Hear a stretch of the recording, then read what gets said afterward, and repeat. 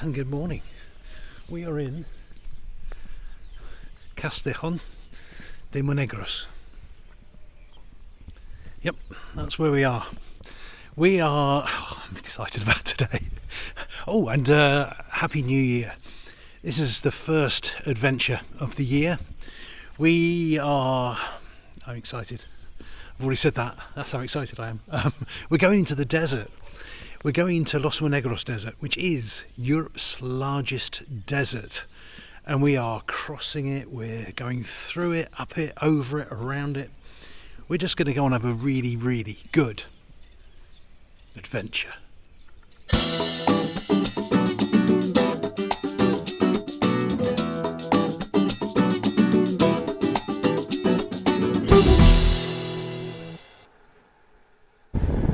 Can't even see it. There's a castle here. It was a castle, and it's built in 1211, so a lovely old castle.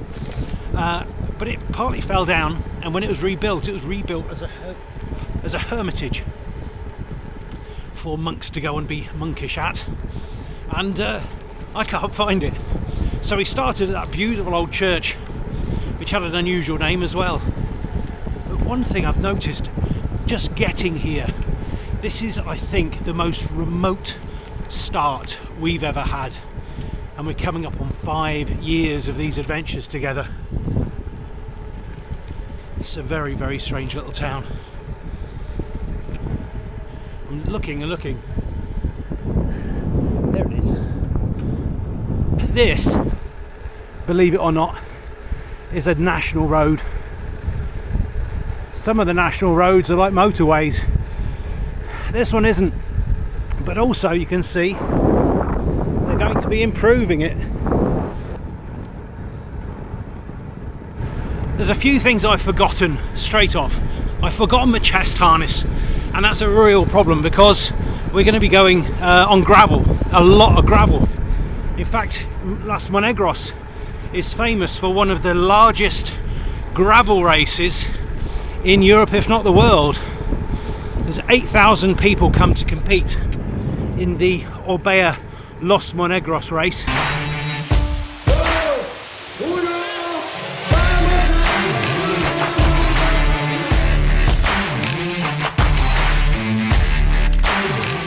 It's a big event. It's held in April, I think April the 26th. I think all the places have gone already this year if you fancied it. But for another year, it looks to be a fantastic event. It's so well supported. There's 1,000 people who help out around the course and at the start end. And it's a loop. I think the longest is the marathon. And the marathon is 100 and... A bit wary of these dirty great lorries on this pissy little road. So the sooner we can get off it, the better. Unfortunately, the route I've got planned is to stay on this road for the first maybe 20 kilometres, because on the map it just looks really remote. I think we could confirm it is pretty remote. But soon this is going to be a brand new road. I've also forgotten, or actually elected, not to bring enough clothes. And that's because I'm sure you've already noticed I am sporting the new Yako Rides again cycling jersey. Look. Picked it up this morning. I'm thrilled, to be honest. I didn't know it was going to be as good as this. It seems to be nice quality. It seems to fit well. It's a little bit more aero than I usually go for. So if you should ever decide that you do actually fancy getting an orange Hawaiian shirt, then maybe if you want it a bit baggier, just go up a size, sorry. And my friend Doug has suggested something for those of you who buy a shirt. There's going to be a rogues gallery of viewers who've bought the shirt. So if you buy the shirt, send me a photo and in you go. That's if any of you buy it. I hope you will. full disclosure, I'll get 10% of the purchase price. It is my design, so well, if you fancy it, buy it. It's not just jerseys, 'cause it's long and short sleeve. It's also bib shorts, and I was a bit surprised because they sent me some bib shorts too, which is why I'm wearing them. And they're summer weight bib shorts with the Horned Y logo. Oh, crikey, I don't know what's happening. I'm absolutely exhausted. It's bloody freezing. So I'm glad I brought gloves, but in the bag that I didn't bring, chest harness, leg warmers, extra layer. Oops. Right, buddy. The road's had its tarmac removed, so it's like a washboard, which is not particularly nice, but I need to get used to it. I did think the first 20 kilometres were going to be we're going to be tarmac, but it seems not. So we're just coming down off an escarpment. Kind of want to show you the view because it's pretty spectacular. Quite a nice descent, this, but I can't show you. The new road is going to absolutely straighten it out. So all these curves will be gone, which is a shame. Ice on the road, not good, not good. Obviously hasn't seen the sun for a few days.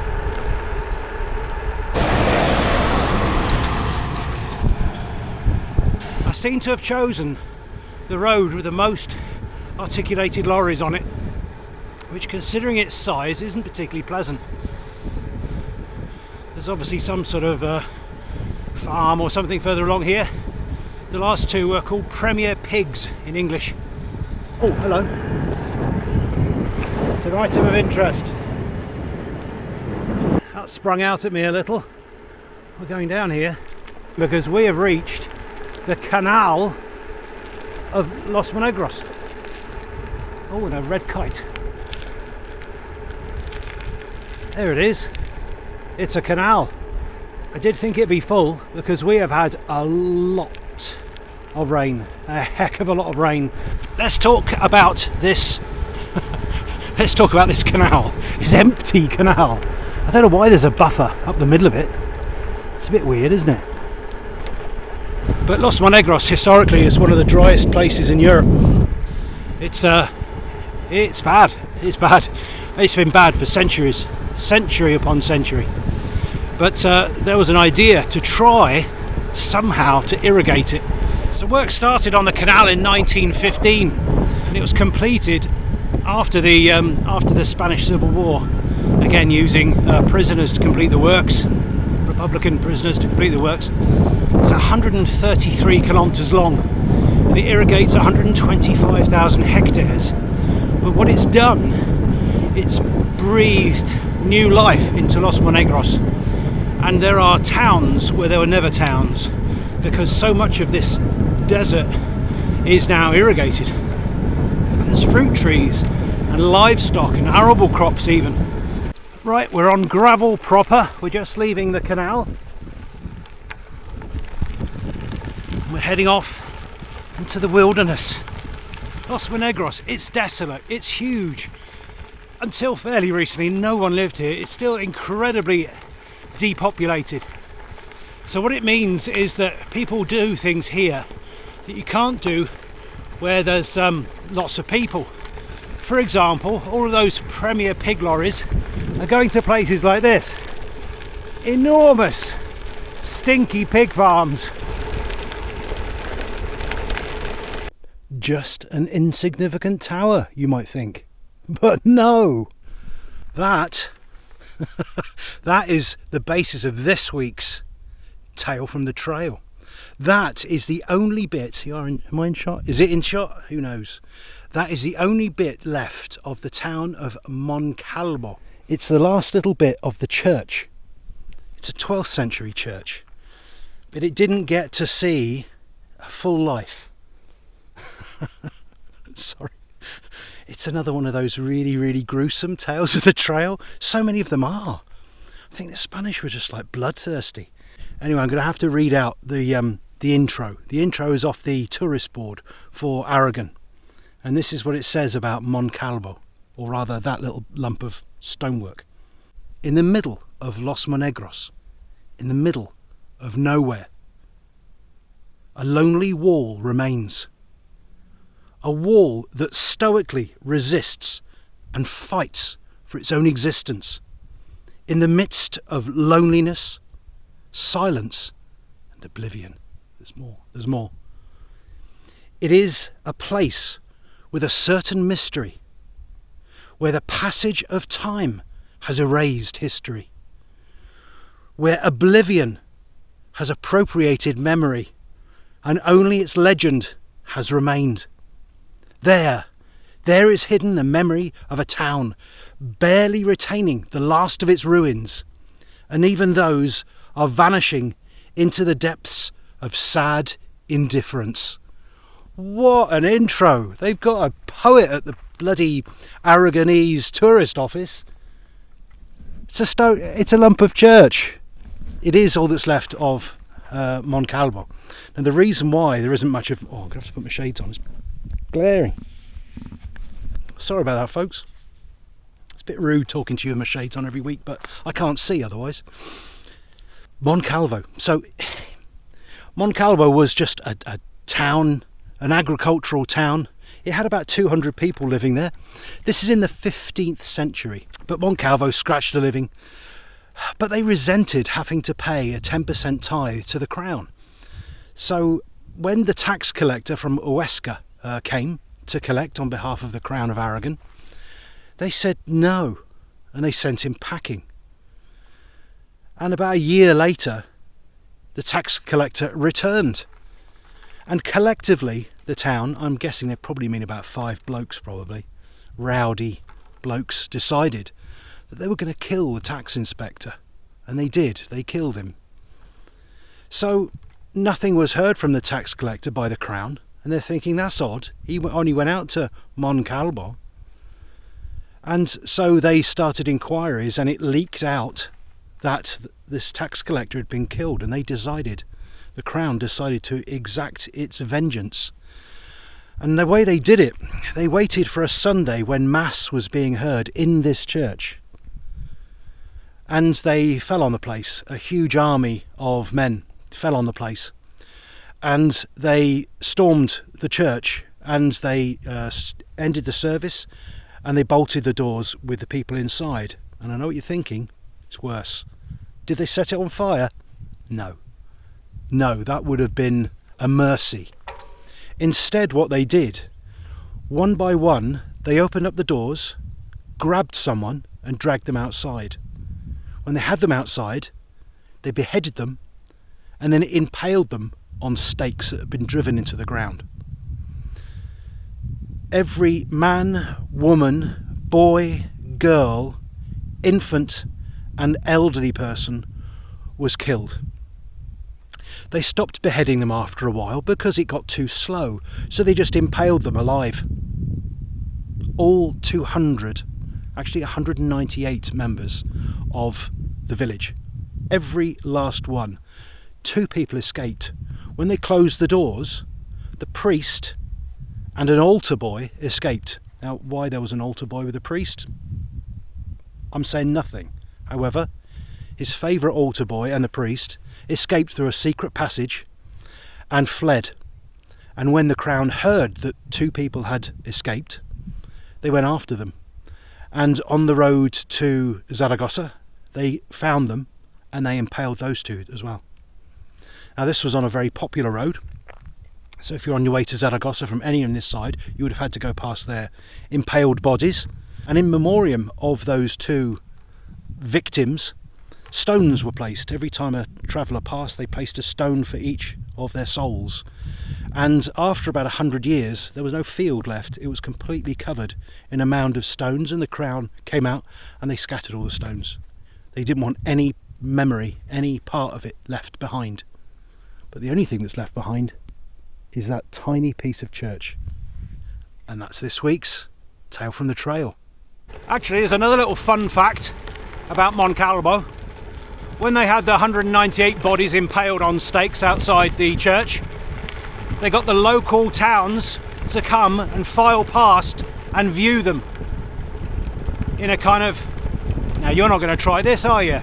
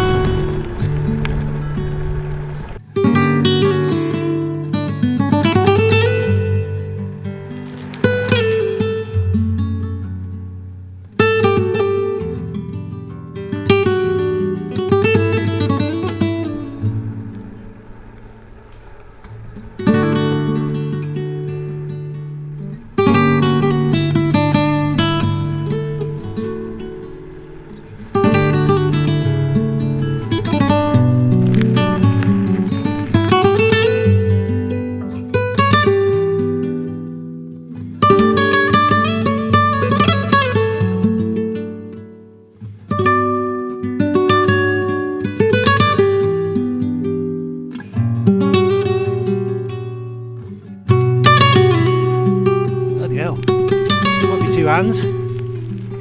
That's definitely 2 hands. Because it's so desolate, you can do stuff. You can have immensely long gravel races. But also, there's one of the largest raves in Europe that goes on here every year.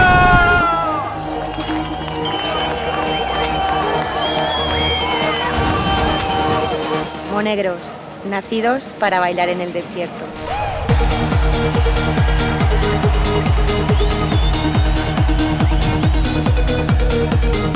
It's just about 5 days of non-stop rave music. It's not actually all day, it's 22 hours a day. 22 hours a day for 5 days. So it's in the desert as well, and it's in summer. And I'd imagine it'd be a good place to come and lose a lot of weight. Because if you dance for 22 hours a day in the desert, we'd most likely die, but if you did survive, you must lose a stone or 2. This doesn't feel right.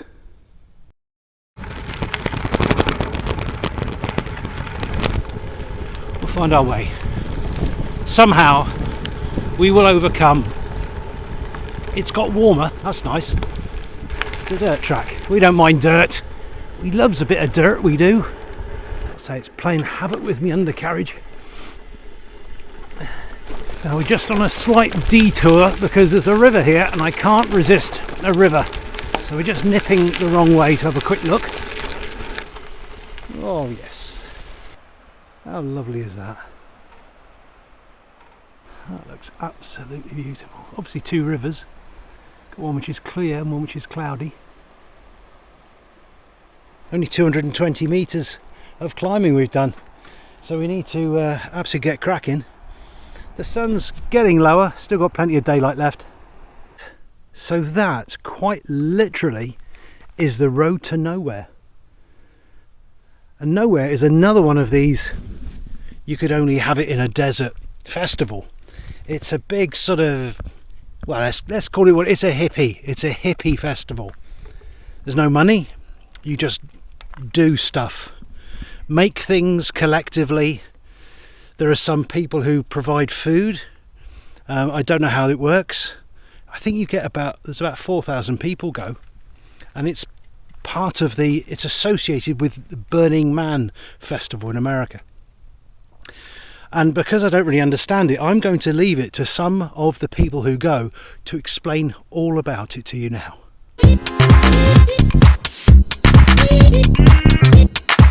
There are no spectators at Nowhere. We're all part of the crew. It doesn't matter if you don't think you could build and design a big shade structure. It's about doing more than just consuming your surroundings. It's about making your neighbour a cup of tea or taking someone some water and suntan cream while they swelter in the desert heat building a project. Usually when you go to a festival, it's their festival. When you participate, it becomes our festival. We depend on participants. It's about joining your camp and cooking a meal.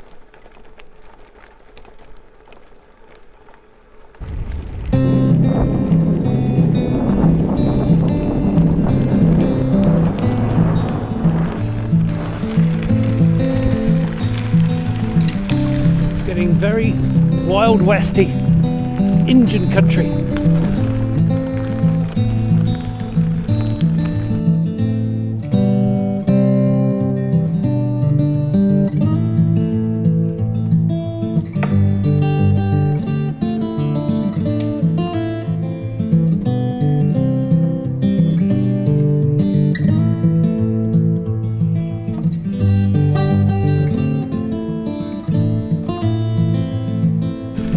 Bike. We haven't talked about the bike yet today.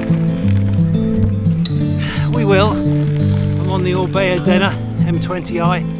It is absolutely magnificent. Being somewhere like this, so alien, so different from a normal ride. And I love my normal rides. So you can imagine the ecstasy that I'm in at the moment.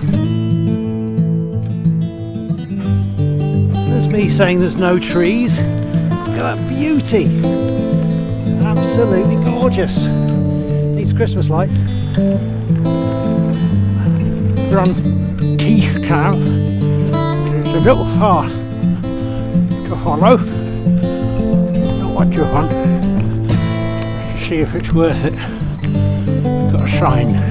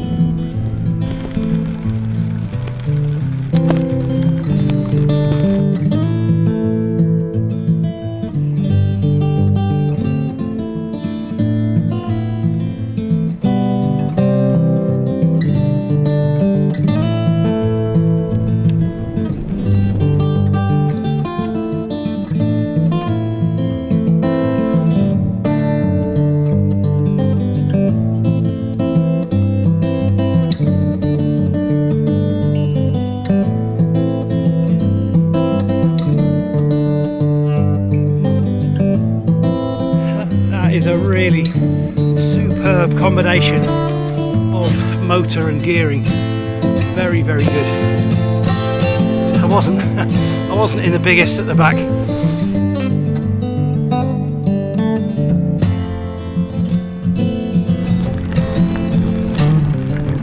Well, I did promise you a look at today's steed, and there it is. I've called it Rudy because it arrived at Christmas. And it's got a little red nose. This bike is magnificent. It's absolutely magnificent. That was really rough, and I've got a really sore gun carriage.